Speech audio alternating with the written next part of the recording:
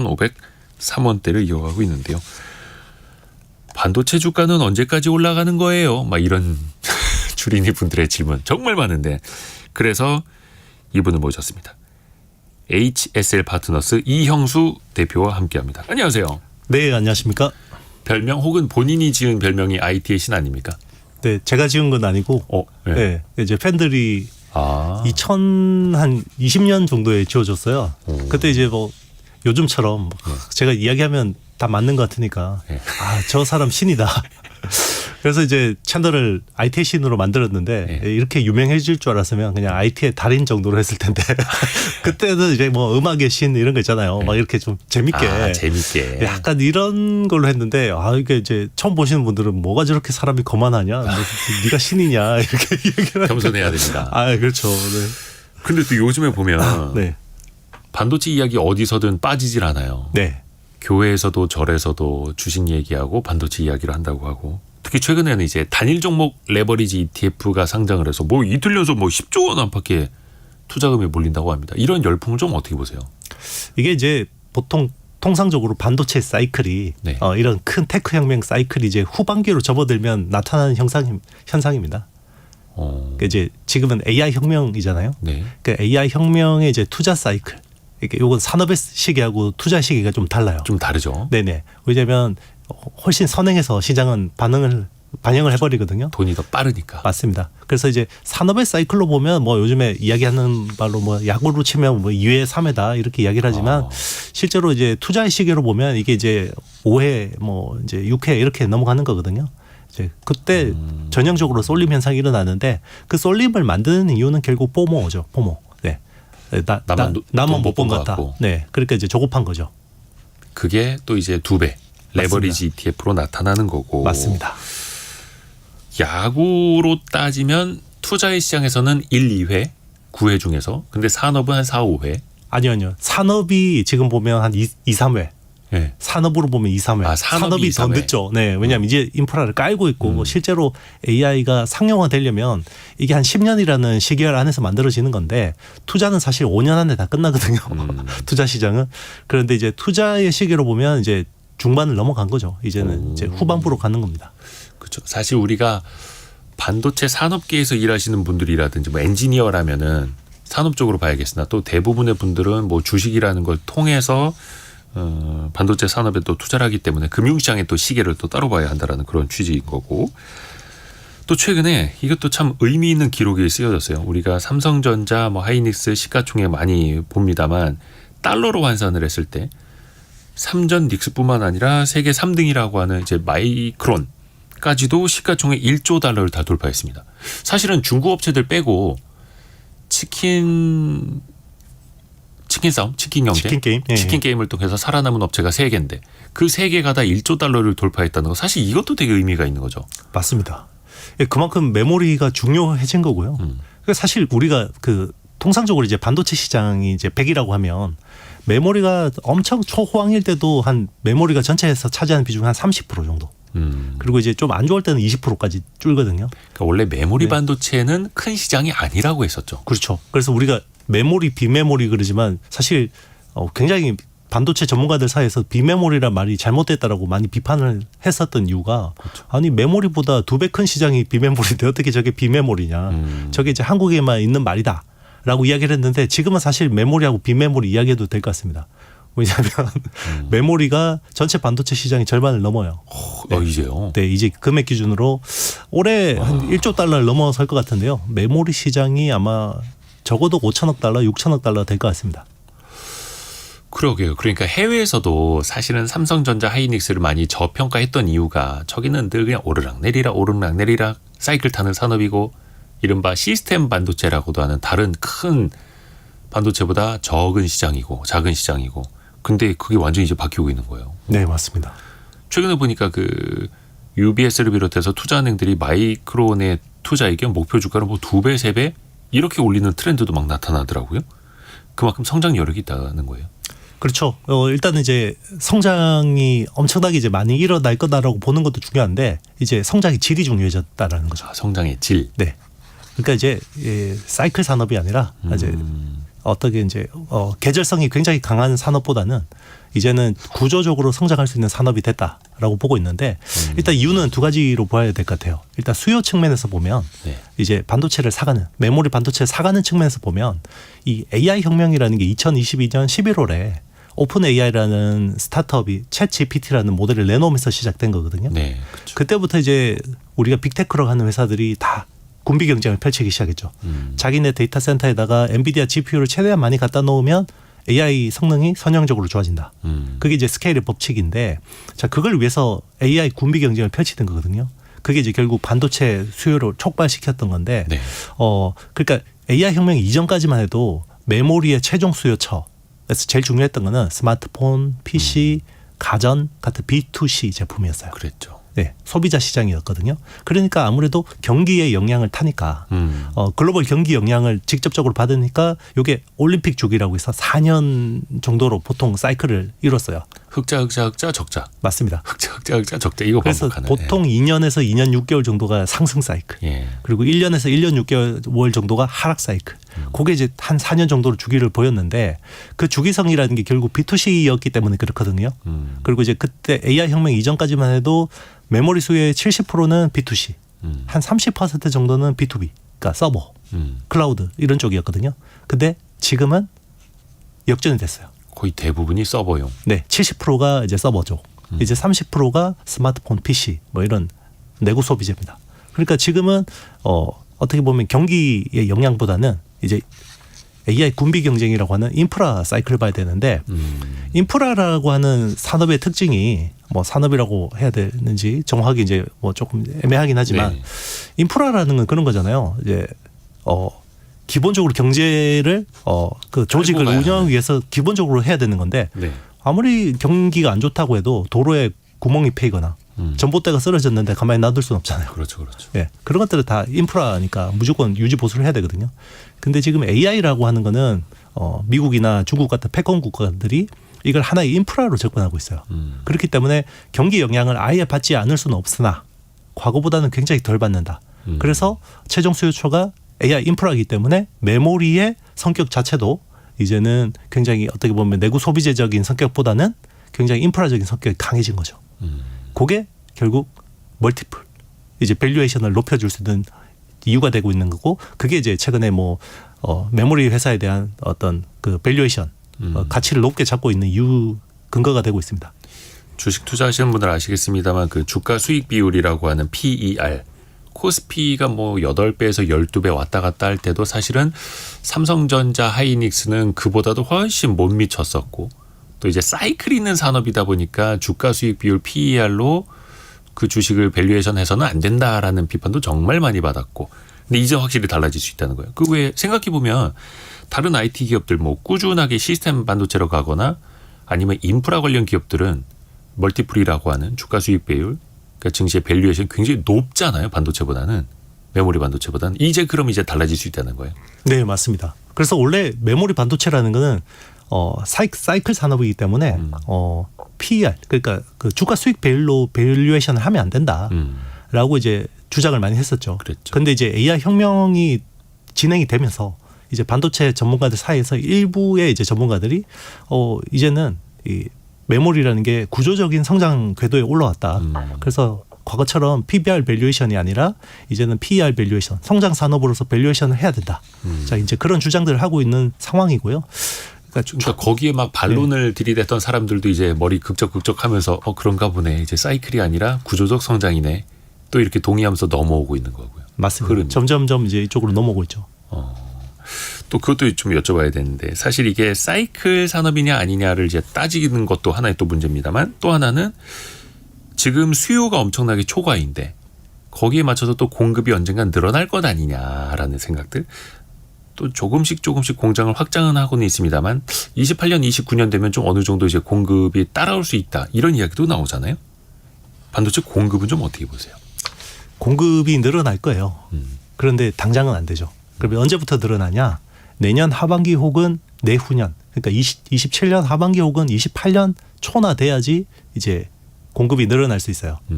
왜냐하면 일단 지금 상황은 수요가 너무 넘치는데도 왜 네. 공급이 못 따라가냐면 두 가지 이유가 있습니다. 일단 첫 번째는 수요의 구조가 바뀌었어요. 그러니까 예전에는 모든 수요가 범위용이었죠. 그러니까 싸게 최대한 많이 만들면 되는 거였어요. 근데 지금은 AI에 최적화된 메모리들이 필요하거든요. 그 대표적인 게 HBM, 하이 밴드위스 메모리 같은 것들인데, 자, 이거는 주문형이에요. 근데 HBM 1GB를 만들기 위해서 투입해야 되는 웨이퍼가 범용 D램의 1GB를 만들기 위해서 투입하는 웨이퍼보다 한 3배가 많습니다. 쉽게 이야기하면 요 칩을 수직으로 쌓아서 만들어야 되잖아요. 그렇죠. 예, 그 쌓아서 만드는데 그거 많이 깨먹는 거예요. 다 쓰러지는 거죠. 더 난이도가 높으니까. 맞습니다. 그래서 수율이 뭐 60% 70%밖에 안 됩니다. 그러니까 훨씬 더 많은 웨이퍼를 투입해서 결국 아웃풋 나오는 거는 굉장히 적은 거죠. 그게 이제 첫 번째 구조적인 이유가 있고요. 그게 이제 비단 지금은 HBM밖에 없는데 이제는 CPU에 들어가는 메모리는 이제 소캠이라는 게 있어요. 이제는 그건 LPDDR을 수직으로 쌓아서 만드는 건데. 그러니까 좀 저전력 메모리. 네, 맞습니다. 그것도 앞으로 많이 깨먹겠죠. 네, 그러면 그것도 쌓아야 되면. 네, 쌓아야 되면 또 깨먹을 거예요. 자, 그런 이제 구조적인 이유가 있고요. 많이 그러니까 이제 캐파를 늘려도 결국 최종 제품의 난이도가 너무 높기 때문에 거기서 이제 수율 때문에 깨먹는 게 많다. 그게 첫 번째고, 두 번째는 공간이 없어요. 쉽게 얘기하면 이 AI 혁명이 시작되기 이전에 보면 우리가 코로나 때 언택트 수요 때문에 엄청나게 그때 투자를 했다가 그게 순식간에 공급 과잉이 돼서 어떻게 돼요? 예. 엄청나게 고생했죠. 그쵸. 그 메모리 회사들이 막 적자도 내고 했죠. 항상 과거엔 그랬죠. 네, 맞습니다. 그러니까 그때 공장 착공을 거의 못했어요. 그러니까 심지어 평택에 있는 그 공장을 착공하다가 타워 크레인을 철수하기도 했죠. 좀 삼성이. 미뤘죠. 예. 네. 공정을. 그게 이제 데미지를 주고 있는 겁니다. 그러니까 스페이스가 확보가 안 된 거예요. 그 사이에. 그 공간이 없으니까 예전에는 일단 공간은 클린룸을 최대한 크게 지어놓고 공간을 비워놨어요. 그래서 수요가 좋으면 여기에다가 생산 설비를 넣어서 이제 하면 요게 만 6, 7개월 정도 되면 이제 캐파가 늘어나는 효과가 있는데 생산량이. 네. 예. 지금은 이제 그게 없어요. 그러니까 지금 착공하는 거는 대부분 신공장이죠. 근데 신공장이라는 건 결국 건물을 지어야 되는 건데 그게 짓는 기간이 1년에서 1년도 아니죠. 2, 3년 정도 걸리는 건데 그게 이제 완공되는 시점이 2027년 하반기 혹은 2028년이 대부분 스케줄이 있는 거죠. 그때부터 라인이 하나씩 이제 늘어나기 시작을 하는 거고. 맞습니다. 의미 있게 가려면. 그렇죠. 일단은 그 HBM을 비롯해서 더 고부가가치 제품으로 가다 보니까 공급이 자연스럽게 줄 수밖에 없고 가격은 또 올라가고 그러다 보니까 D램 가지고 그거 쌓아서 만들어야 되는데 일반 D램은 또 더 모자라게 되고 그래도 이 병목 현상이 또 단기간에 뚫리기는 또 어려운 거고요. 이게 참 되게 오래됐습니다. 사실 생각해보면 23년도부터는 이제 HBM 역할이 좀 부각이 됐었고 25년 하반기부터는 이제 D램 가격이 이제 폭증을 하기 시작을 했는데 그게 거의 또 이제 1년 가까이 또 이어지고 있네요. D램 가격만 놓고 보더라도. 그럼 이제 근본적으로 AI로 인한 이 수요가 이제 시작이 된 거니까 그걸 또 봐야 되는데 AI는 버블이라고 이제 책도 쓰셨고 네. 그런데 그 버블은 이제 시작이라고 말씀을 하세요. 어떤 이유에서입니까? 일단 이제 지금 AI가 버블이라는 거는 자산 시장의 측면이에요. 그러니까 산업은 아직 이제 초창기 초기 부분이기 때문에 아직까지 산업의 사이클은 쭉 더 갈 겁니다. 향후 이제 2035년까지 계속 갈 수 있는데 자산의 사이클은 아마 2028년 이 정도까지 갈 수 있지 않을까라고 보고 있는 거고 그 이유는 이제 제가 지난 모바일 혁명 때의 사례를 많이 참고를 했어요. 그러니까 스마트폰 사이클이 결국은 2009년 아이폰이 2008년 나왔잖아요. 네. 결국 그때 나와서 결국 한 2028년, 29년까지 이제 사이클은 계속 이어졌죠. 계속해서 이제 스마트폰들이 보급됐으니까. 2010년대 후반까지. 네, 맞습니다. 그런데 이제 결국 스마트폰 관련주들은 먼저 꺼졌죠. 맞습니다. 2014년 그때쯤에 꺼졌거든요. 그러니까 그게 딱 절반이에요. 그러니까 사실 스마트폰 관련주들이 2010년대 초반에는 엄청나게 강세였죠. 그때는 그게 엄청난 신산업이었고 그렇죠. 신경제였으니. 맞습니다. 그게 제가 눈여겨보는 포인트가 있는데요. 침투율이라는 걸 저는 되게 유심히 봐요. 침투율이 10% 정도 내외일 때 주가가 제일 뜨겁습니다. 그래서 보면 스마트폰도 처음에 이제 예전에 피처폰 썼잖아요. 네네. 피처폰 쓰다가 사람들이 한 10% 정도 보급이 됐을 때 그때 관련주들이 제일 주가가 뜨겁게 오르고요. 그 뒤로는 이제 좀 완만해지죠. 그리고 이제 HBM이라는 아이템도 요 침투율 10% 내외일 때가 제일 뜨거워요. 예전에 전기차 배터리도 전기차가 침투율이 10% 정도일 때 2차 전지 배터리주들이 제일 뜨거웠습니다. 왜냐하면 10% 침투율이라는 거는 여기서 2배, 3배 성장할 수 있잖아요. 그렇죠. 근데 침투율이 한 30% 되면 여기서 2배 성장하기 어렵거든요. 그렇죠. 예. 그래서 AI라는 게 이제 막 이제 침투율이라는 게 10% 언저리에 있기 때문에 지금 주식시장이 제일 뜨거운 겁니다. 지금이 HBM의 침투율이 한 10% 정도 보면 돼. 그건 전체 메모리 반도체에서 차지하는 비중이 어떻게 봐야 돼요? 일단 그 공급 기준 우리가 이제 보통 비트 기준으로 따지죠. 그래서 빗 그로스라고 많이 이야기를 하잖아요. 그러니까 어떻게 보면 이제 반도체 뭐 연산의 단위라고 해야 될까요? 그러니까 이제 공급량. 그러니까 만약에 D램이 100개 나오면 그 중에서 HBM이 몇 개냐. 이렇게 이제 심플하게 따져보면 작년 기준으로 한 6에서 7%. 예, 올해 10%. 그러니까 제일 뜨겁죠. 올해가 이제 공급 기준으로 10%고 사실 금액 기준으로 보면 이제는 한 30% 40%까지 됩니다. 아, 금액 기준으로는 네. 비중이. 왜냐하면 훨씬 비싼 제품이기 때문에. 그렇죠. 네. 그런데 그 비트라고 하는 그 반도체에서 쓰이는 단위로 보면은 이제 한 6에서 10% 네, 그 10% 사이. 이제 올해 한 10% 될 것 같습니다. 근데 사실 그 하늘 끝까지 자라는 나무는 없다고. 언젠가는 아마 끝이 있을 거예요. 그리고 또 아까 말씀하신 것처럼 주가는 훨씬 더 그 산업을 선행하면서 반영을 할 거고 과거에도 그랬고. 그러면 그 위험 혹은 이제 버블이 뭔가 하나둘씩 꺼지기 시작하는 신호는 어떤 신호를 보면 되겠습니까? 일단 미래. 이제 제가 AI 버블이라는 책을 쓴 이유는 네네네. 이제 시작이기 때문에 쓴 거고요. 지금은 사실 버블의 꺼질 신호를 사실 찾기에는 뭐 이제 시작인데 아직 네. 버블 시작도 안 됐는데 꺼지는 신호를 뭐 굳이 지금 찾을 필요는 없지만 어쨌든 이제 알기는 알아야겠죠.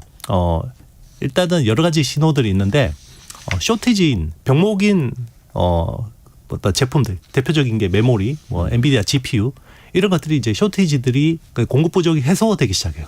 그리고 재고가 갑자기 남기 시작합니다. 그러니까 수요와 공급이 지금은 아주 그냥 수요가 너무 많아지고 공급이 못 따라가고 있는데 이제 원하시는 거 다 드릴 수 있습니다라고 하면 그렇죠. 위험 신호. 그렇죠. 그리고 이제 납기 리드 타임이 갑자기 뭐 40주, 52주다가 갑자기 뭐 26주로 줄거나 자, 이럴 경우에는 이제 좀 원활하게 공급이 되는구나. 고객님 한 1년 더 기다리셔야 돼요. 그런데 이제 바로 다음 달에 드릴 수 있습니다. 그렇죠. 이러면 이제 주가는 불안해하죠. 맞습니다. 그리고 이제 뭐 우리 반도체 측면에서 보면 우리가 반도체 특히 메모리 반도체라는 게 시장이 두 가지가 있거든요. 고정 거래 가격 시장이죠. 그래서 이제 B2B죠. 그래서 보통 이제 하이퍼스케일러라고 하는 회사들한테 그 계약 가격으로 납품하는 가격이 있고 그리고 그게 한 95% 정도 됩니다. 비중에서 한 5% 정도가 이제 스팟 가격. 시장에서 있어요. 주고받는. 네, 맞습니다. 우리가 용산에 가서 뭐 이제 조립 컴퓨터 조립할 때 사는 가격. 그게 이제 대만에서 주로 집계가 되는데 그 스팟 가격이 있는데 스팟 가격이 고정 거래 가격을 뚫고 내려올 때. 네. 데드 크로스가 날 때 그때 조심하셔야 됩니다. 그러니까 보통 수개월 단위로 계약을 하는 게 조금 더 가격은 후행하니까요. 먼저 또 시장에서 스팟 가격이 먼저 또 막 그날 집계가 되면서 올라가기도 하고 내려가기도 하니까요. 수요와 공급의 균형 그리고 이제 납기 기간 그리고 반도체 가격 요거는 계속해서 우리가 또 뚫어져라 쳐다봐야 되고. 그렇죠. 사실 이런 거에 이게 이제 파도라면 파도를 바꾸는 이제 바람이나 계절의 변화 같은 게 바로 또 이제 거시경제 아니겠습니까? 금리 영향을 또 안 받을 수가 없잖아요. 반도체가. 그렇죠. 제가 이제 반도체를 한 20년 봤거든요. 이렇게 열심히 금리를 본 적이 없었습니다. 왜냐하면 예전에는 네. 내구 소비재가 중요하기 때문에 소비 데이터를 많이 봤죠. 그래서 뭐 북미 쪽에 어떻게 스마트폰이 팔리고 뭐 인도 쪽에 어떻게 팔리고 자 이런 것들을 많이 PC를 또 언제 교체 주기가 되고 막 이런 거. 맞습니다. 그래서 뭐 신규 뭐 CPU가 나오면 뭐 이게 수요가 어떻게 되고 자 이런 거 따졌는데 요즘에 그런 거 안 봐요. 일단은 요즘에 금리만 보면 됩니다. 왜냐하면 일단 금리가 제일 중요한 이유는 AI 인프라를 꾸리는 회사들이 대부분 대규모 금융을 일으켜서 데이터 센터를 투자를 하잖아요. 그렇죠. 돈이 필요하니까 네. 이제. 예. 그렇죠. 뭐 쉽게 이야기하면 우리가 그 건물 같은 거 시행한다고 생각하시면 돼요. 거기 이제 프로젝트 파이낸싱 같은 금융들이 들어갔는데 네. 데이터 센터도 마찬가지입니다. 그래서 부동산이죠. 그렇죠. 이제 특수 건물을 짓는 거거든요. 네. 데이터 센터라는 특수 건물을 짓는 건데 거기에 이제 많은 금융들이 들어가는데 그게 이제 금리가 트면 이제 아무래도 그 시행하는 회사들이 좀 어려워지죠. 그러면 이제 프로젝트를 포기하거나 지연되거나 그게 이제 반도체 수요에 영향을 줄 수 있는 겁니다. 좀 유사하다. 네. 그래서 이란 전쟁 터지고 나서 어떻게 보면 반도체 주가도 많이 떨어졌던 게 인플레이션 유가 때문에 그럼 금리 또 올리는 거 아니야? 그러다 반도체 투자 수요 줄면 안 돼? 줄 수도 있지 않아? 이게 막 반영이 됐던 거잖아요. 상황에. 네, 맞습니다. 지금 시점에서 어떻게 보세요? 왜 미국 연준에서도 그러니까 연준이 금리를 올릴 수 있다라는 전망이 조금씩은 나오고 있고 국내에서도 어제 그 최근에 금통위 이후에 신현석 총재 이야기한 거 보면 이제 금리 인상 시점을 고민하는 이런 뉘앙스의 발언들 나오고 있지 않습니까? 그렇죠. 지금 우리가 그 반도체 수요를 볼 때 제일 중요한 거는 결국 사가는 쪽이잖아요. 예. 그럼 누가 제일 많이 사가냐면 미국의 하이퍼스케일러라고 하는 회사죠. 아마존, 그리고 마이크로소프트, 그리고 이제 구글, 메타, 오라클. 자, 이런 회사들이 이제 계속해서 열심히 투자를 해줘야지 계속해서 반도체를 많이 팔 수 있죠. 그러니까 빅테크라고도 하는데 네. 하이퍼 스케일러라고 하는 건 투자의 규모가 슈퍼 울트라급 이상이어서 그렇죠. 예. 이제 클라우드 사업 같은 것들 하면서 네. 엄청나게 많이 사는 큰 손들이라고 봐야 되는데, 자, 그 회사들이 올해 전체 합산 자본 지출이라고 하죠. 그게 이제 캐펙스라고 하는데 자본 지출의 총합이 올해 연초 7천억 달러 정도였거든요. 근데 이번에 1분기 실적 발표하면서 7천억 달러에서 더 늘렸어요. 그래서 왜 늘렸냐라고 했더니 메모리 가격이 올라서요. 우리 더 늘렸습니다. 그래서 얼마나 더 늘리냐? 적게는 250억 달러고요. 많게는 1,000억 달러. 그러면 원래 7천억 달러에서 7,250억 달러 혹은 8천억 달러가 되는 거죠. 자, 이제 올해는 좋죠. 이것 때문에 이제 반도체가 또 환호해서 더 주가가 올랐죠. 그죠. 그만큼 또 네. 인프라 짓는 만큼 반도체 네. 산다는 뜻이니까. 맞습니다. 그러면 이제 내년은요. 어. 내년에 이제 고민이 있는 거죠. 자, 그러면 올해 만약에 이제 맥시멈으로 보면 8천억 달러인데 내년에 얼마나 투자할래? 자, 이제 이거를 하반기부터 질문하겠죠. 투자자들이. 그러니까 사실 기존에도 어떻게 보면 빅테크들의 실적 발표 때 투자들이 제일 주시했던 게 앞으로의 투자 계획. 네. 그 투자 계획이 한 분기 전에 발표한 것보다 더 늘어나는가. 근데 지금까지 계속 늘어났어요. 맞습니다. 그 속도가 우리가 예상보다 훨씬 빨랐죠. 항상. 그렇죠. 그래서 놀라웠던 거고 그렇죠. 주가가 팡팡팡팡 튀었던 건데 내년 투자 계획을 어떻게 알아야 됩니까? 그렇죠. 거기서 그러니까 내년에 발표할 또 그 네. 이후의 투자 계획. 예. 그렇죠. 이제 그거는 뭐 후행적으로 컨퍼런스 콜에서 듣고 이제 확인해야 되는 건데. 각 기업들의 발표. 네. 그런데 이제 그거 보고 투자하면 안 되잖아요. 늦잖아요.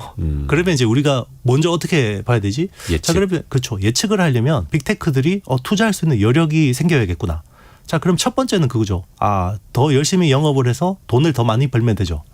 근데 쉽지 않잖아요. 네네. 이제 우리가 보통 그런 것들을 프리캐시 플로우라고 하는데 그게 더 늘어나기는 어려워요. 그렇죠. 이제는 돈 버는 족족 더 투자를 많이 해야 되니까. 그렇죠. 그러면 두 번째는 그거죠. 미국 정부가 작년에 트럼프 행정부가 했던 게 OBBA라는 법안이 있었죠. 하나의 크고 아름다운 법안. 네. 자, 그걸 통해서 한 4천억 달러 정도 규모의 감세가 이루어졌어요. 올해.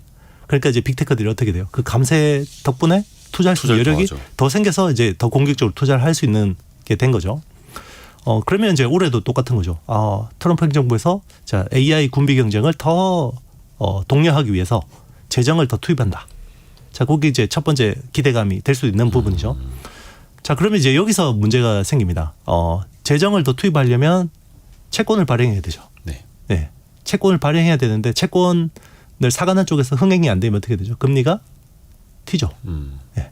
그리고 이제 그거는 또 어쨌든 연준의 기준금리하고 연동이 되는 이어질 거죠. 수 있으니. 이어지는 거죠. 네. 그러니까 재정하고 금리 이 두 부분이 결국은 내년에 하이퍼스케일러들의 투자 여력을 더 만들어줄 수 있냐 없냐. 이게 되게 중요한 포인트죠. 그러니까 이제 금리를 보는 겁니다. 그렇죠. 네. 그래서 그 거시경제 상황이 어떻게 보면 이제 미시경제도 당연히 영향을 미치게 되고 주가 동향에도 또 영향을 미치게 네, 맞습니다. 되고. 최근에 보면은 그게 또 갈팡질팡 또 이란 전쟁이 뭐 최근에 뭐 휴전 협상 잘 되고 있다고는 합니다만 확정이 또 된 게 아니다 보니까 또 더 변동성이 더 심해진 것 같아요. 그렇죠. 그렇죠. 이제는 사실 근데 이제 시장에서 받는 충격은 점점점 이제 둔화되기는 하는데 결국은 그거죠. 이제 어쨌든 전쟁 이슈 때문에 유가가 한동안 높은 수준을 유지됐고 그게 이제 인플레이션이 어떻게 보면 효과가 나타나려면 몇 달 한 분기 정도는 있다가 나타날 텐데 그게 이제 어떻게 이제 또 금리 영향을 줄까 기준금리 결정에 영향을 줄까 그리고 이제 신임 연준 의장이 이제 케빈 워시가 이 사람이 이제 매냐 비둘기냐 이것도 좀 약간 모호한 부분이 있죠. 네. 그런 불확실성들이 이제 하반기를 약간 이제 주가를 약간 좀 불안하게 하는 요인 중에 하나라고 볼 수 있습니다. 또 거기다가 뭐 레버리지 ETF 많아지면서 변동성은 아마 더 커질 수 있잖아요. 네, 맞습니다. 그거는 이제 우리 국내 이슈긴 하지만 뭐 마찬가지입니다. 이게 지금 이제 변동성이나 쏠림이라고 봐야 되죠. 이제 쏠림인데 그만큼 이제 포모 현상이 우리나라뿐만 아니라 미국도 마찬가지인데요. 우리가 70년대 초장기 주가 상승 사이클 보면 니프티 50라고 하잖아요. 예.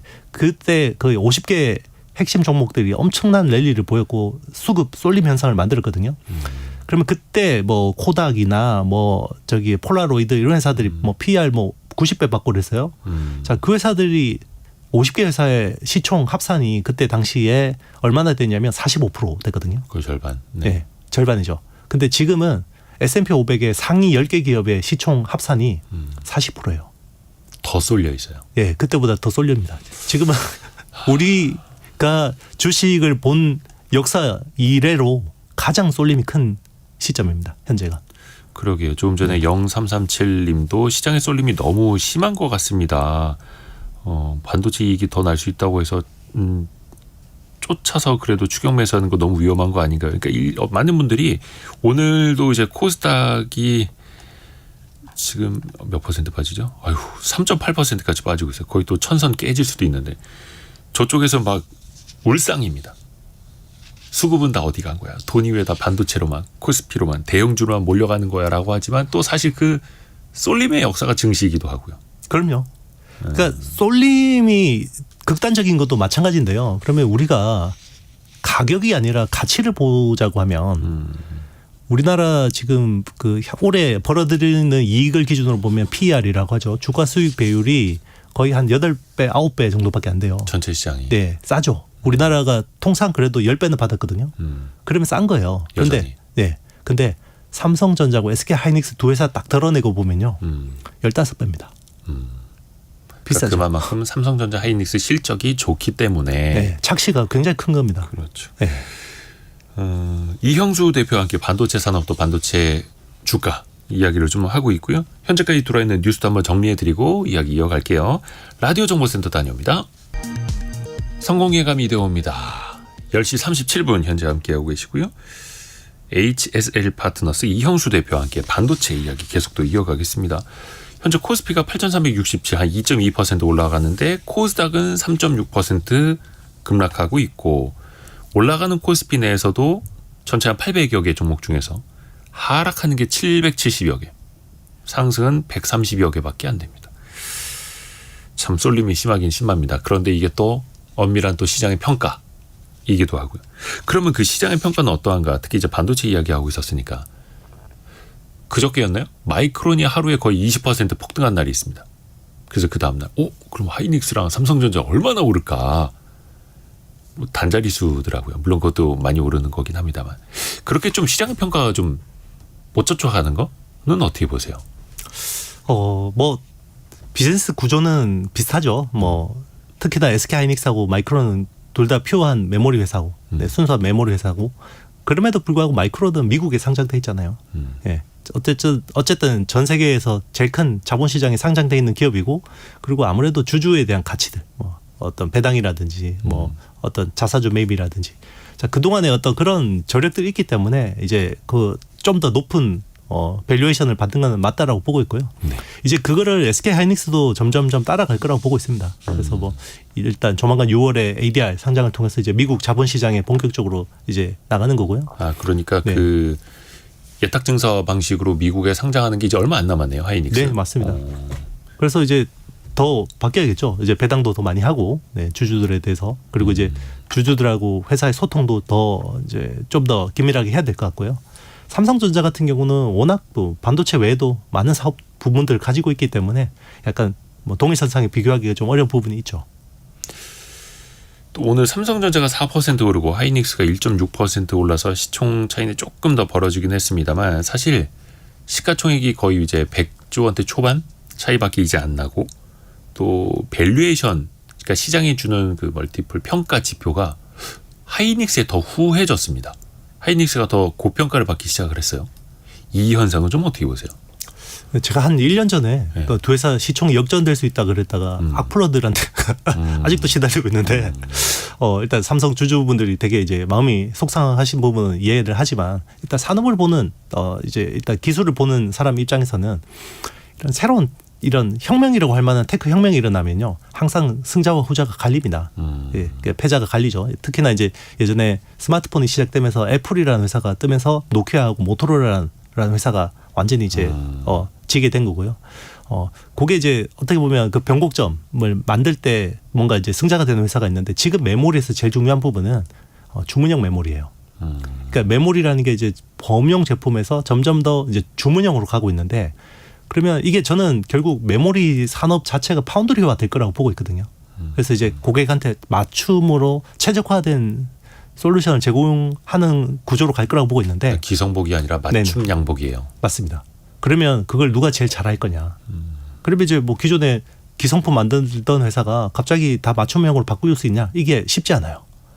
일단 조직 문화도 바뀌어야 되고요. 그리고 이제 그 안에서 오랫동안 고객사하고 막 같이 개발해온 경험과 노하우들이 쌓여야 되고요. 그리고 이제 반도체를 또 하려면 결국 IP, 지적 재산이라는 부분들도 굉장히 두텁게 강화를 해야 되거든요. 그리고 생태계도 만들어야 되는 거고요.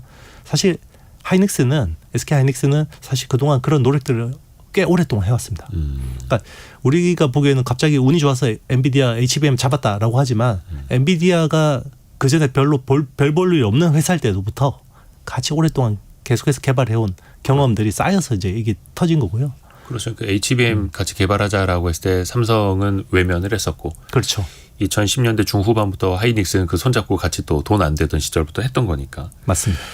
근데 이제 올해 영업이익 추정치, 컨센서스라고도 하는 그 추정치를 보면 삼성전자는 350조가 넘고 하이닉스는 250조 좀 넘는데 100조 원의 이익 차이가 있다고 쳤을 때도 시장의 평가는 그래도 하이닉스야 이런 식으로 본다라는 거예요. 그렇죠. 이제 주가라는 게 실적 곱하기 기대감이잖아요. 예. 그러니까 실적이라는 게 결국 EPS잖아요. 이제 뭐 주당순위. 네. 대표님 말씀하신 뭐 250조, 350조. 자, 실적이죠. 근데 결국 곱하기 기대감인데 기대감이라는 건 결국 멀티플이라는 거죠. 네. 주가 수익 배율로 따지는 건데 그러면 왜 주가 수익 배율을 하이닉스한테 더 많이 주냐? 삼성전자보다. 네. 이익의 질이 더 좋다라고 보는 거죠. 투자자들이. 그러면 이제 같이 돈을 벌지만 하이닉스는 좀 더 구조적으로 이익이 증가할 수밖에 없는 그런 구조에서 돈을 버는 거고요. 삼성전자는 지금은 많이 버는데 저게 범용 메모리 가격이 이상하게 지금 급등한 상황에서 어떻게 보면 운이 좋은 거다. 자, 이렇게 좀 보는 측면이 있는 것 같습니다. 그래서 약간 좀 일회성 성격이 있는 거 아니냐. 네, 그런 부분이 있는 거죠. 그러니까 더 고부가가치의 HBM을 비롯해서 맞춤형으로 더 먼저 나아갈 기업이 어디냐. 시장은 좀 하이닉스일 거다라고 금융시장에서는 또 이제 본다라는 거고요. 네, 맞습니다. 엔비디아 젠슨 황 CEO의 또 행보 하나하나가 또 전 세계적으로 주목을 받을 수밖에 없잖아요.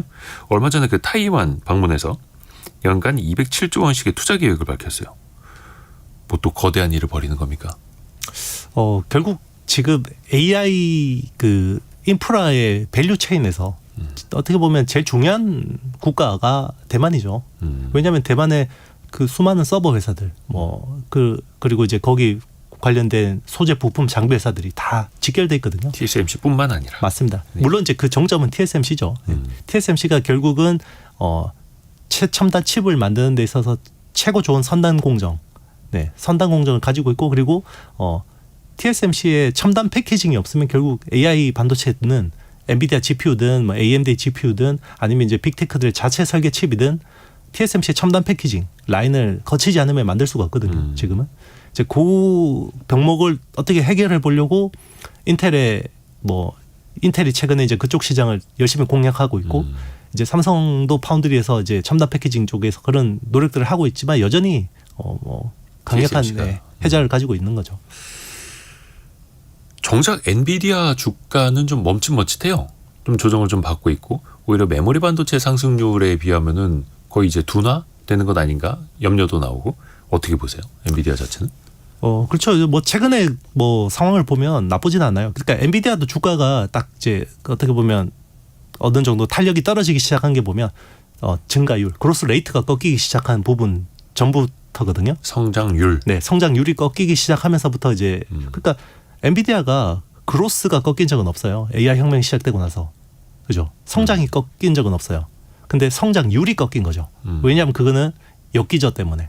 그러면 2023년에 보면 분기 성장 실적 발표하면 매출 성장률이 그때는 전년 대비해서 260%씩 나왔죠.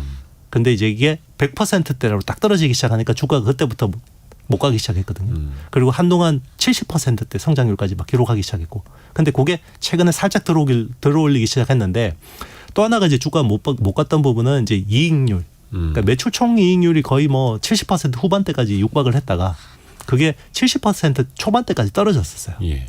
예. 그리고 그 왜 떨어졌냐? 파운드리 가격이 오르고 메모리 가격이 오르니까 자 그것 때문에 이제 마진이 압박이 된 거죠. 그런데 이제 엔비디아도 최근에 이제 조금 이제 그런 부분을 좀 해소되고 있긴 합니다만은 시장은 그로스 레이트가 있는 쪽으로 많이 가죠.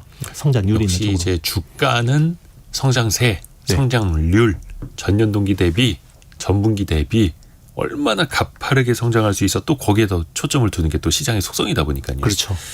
결국 높은 걸 원한다는 속도에 거죠. 관심을 갖는 거죠. 또 돈의 속성이 그렇습니다. 네, 맞습니다. 그 아까 이제 메모리 반도체가 HBM을 비롯해서 파운드리화된다, 주문형으로 된다라고 말씀하셨는데 사실 파운드리 사업을 하고 있는 삼성전자 입장에서 뭐 TSMC도 많이 쫓아가야겠습니다만 최근에는 뭐 일론 머스크의 테슬라라든지 애플이라든지 또 엔트로픽의 수주를 받을 수도 있다 이런 보도들이 좀 나오더라고요. 삼성전자의 파운드리 사업 경쟁력 어떻게 실제로 좀 많이 좋아지고 있습니까? 네, 많이 좋아지고 있어요. 일단 다행스러운 거는 지금 이제 TSMC하고 최첨단 공정에서 경쟁하고 있는 게 결국 2나노 기술이거든요. 네. 근데 이제 2나노가 작년부터 본격화 됐는데 다행스럽게 이제 삼성이 3나노가 망했거든요. 사실상. 예. 네, 3나노가 거의 뭐 망했다고. 그 사실은 수년 전에 네. 했던 건 아닙니까? 그렇죠. 이제 2024년 뭐 그때쯤 2024년 요 3나노가 이제 잘 안 됐죠. 근데 3나노가 잘 안 됐는데 2나노가 잘 될까라고 했는데 작년에 예상을 깨고 2나노가 성공을 했죠. 그래서 엑시노스 2600이라는 칩이 이제 올해 삼성 스마트폰에 잘 적용이 되고 있고 그걸 기반으로 이제 테슬라의 AI6라는 칩을 수주를 받는데 성공을 한 거죠. 어떻게 그렇게 점프를 해버린 거예요? 그게 이제 결국 저는 사람에게서 찾습니다. 결국 삼성이 2024년에 5월에 중간 인사를 했죠. DS 부문장을 갑자기 바꿨죠. 예, 중간에 예. 중간 인사로. 전영현 부회장이 이제 DS 부문장을 오셨고 그 뒤로 뭐 파운드리 사업부장도 한진만 사장으로 바뀌었고요. 그때 막 인적 쇄신들이 꽤 있었습니다. 그리고 이제 삼성이 뭐 그 엄청 이제 예전처럼 좀 하드코어한 문화들이 많이 이야기되기도 했고요. 뭐 슬리퍼 신고 다니지 마라. 맞아요, 맞아요. 네, 뭐 이런 뭐 약간 비아냥을 받긴 했지만 결국 그게 저는 상당 부분 역할을 했다고 보고 있습니다. 그래서 그게 작년부터 본격적으로 이제 경쟁력이 올라왔고 물론 운도 좋았죠. 운도 좋았는데 결국은 결국은 사람이 제일 중요한 역할을 하지 않았나 생각합니다. 또 이게 뭐 테크 이야기는 아닙니다만 사람 이야기 하셨으니까 얼마 전에 그 삼성전자 노조의 파업 위기도 있었고 임단녀 뭐 잘 되기는 했습니다만 또 내부엔 또 이제 갈등이 남아 있고 삼성전자에서는 들어보지 못했던 뭔가 패배주의 이야기가 나오고 있고 좀 이런 거 좀 어떻게 봐야 될까요? 그렇죠. 이게 조직 문화라는 게 한 번 이렇게 휘청거리면 다시 세우는데 굉장히 어려워요. 예. 우리는 그동안 1등 삼성, 초격차 삼성만 알다가 이렇게 삼성이 이렇게 당황하는 건 처음 봤잖아요. 근데 저는 뭐 지금은 뭐 최근에 뭐 노사 문제도 있고 그랬지만 삼성이 저는 굉장히 많이 좋아지는 쪽으로 가고 있다고 생각합니다. 일단은 이재용 회장 자체가 예전에는 약간 은누대 경영자처럼 약간 뭔가 이제 핫발 빼서 뒤로 빠져서 약간 전문 경영인들이 뭔가 나서서 뭔가 해결하는 그런 모습들을 보였는데 이번 사태에도 보면 딱 나와서 정확한 명확한 메시지 주고 그렇죠, 먼저. 네. 네. 그런 것들이 저는 이제는 달라지고 네, 있다. 달라지고 있다. 수장이 달라지고 있고 그게 결국은 그 밑으로 결국 다 영향을 주게 돼 있거든요. 또 이 얘기도 참 해야 되는데 아까 그 시장이 평가하는 그 밸류에이션은 하이닉스가 이제 더 고평가받기 시작을 했다고 했어요. 시가총액도 이제 100 몇십조 원 차이로 거의 붙어버렸고 만약에 돈을 조금 더 적게 버는 하이닉스가 시가총액 국내 1등으로 삼성을 역전해 버린다면 이거 뭐 얼마 안 남았으니까 뭐 추세적으로 그러니까 여쭤보는 겁니다만 이게 또 어떤 의미가 있을까요? 그렇죠. 뭐 어떤 역사적인 순간이 되는 거죠. 근데 이제 그걸 얼마나 지속할 수 있느냐. 이것도 이제 또 중요한 관건이긴 하겠죠. 그러니까 1등을 쟁취를 했는데 네. 또 그 왕좌를 지키는 것도 되게 중요한 부분이잖아요. 그러려면 이제 하이닉스도 가만히 있으면 안 되겠죠. 뭐 점점 더 이제 좋은 모습을 보여줘야 될 텐데 이제 그런 부분들이 결국은 어떤 SK 하이닉스의 자본의 글로벌화, 그러니까 뭐 이제 미국 시장에서 좀 더 재평가를 받아야겠죠. 그러니까 뭐 ADR 상장했다고 거기서 끝이 아니라 이제 중요 지수들 편입이 돼야겠죠. 근데 또 네. 하이닉스가 어떤 뭐 이렇게 실적의 성장세보다는 평가로 인해서 시총 1위에 오르고 삼성을 역전하는 게 버블의 신호일 수 있다 뭐 이런 이야기들도 있잖아요. 네, 맞습니다. 그렇게 볼 수도 있죠. 그런데 우리가 이제 숫자로 보면 250조, 350조 이야기하지만 매출 대비해서 이익률도 봐야 되거든요. 근데 이익률로 볼 때는 이익률이나 이익의 질로 볼 때는 하이닉스가 좀 더 삼성보다는 네, 좀 투자자들을 보기는 매력적이죠. 이익의 네, 질. 맞습니다. 그리고 아까 그 말씀해 주셨던 반도체의 어떤 부가가치 측면에서도요. 그렇죠. 오늘 많이 배웠습니다. HSL 파트너스 이형수 대표와 함께했습니다. 고맙습니다. 네, 감사합니다. 감사합니다. 내일이 벌써 토요일입니다. 주말판 별책 부록도 재미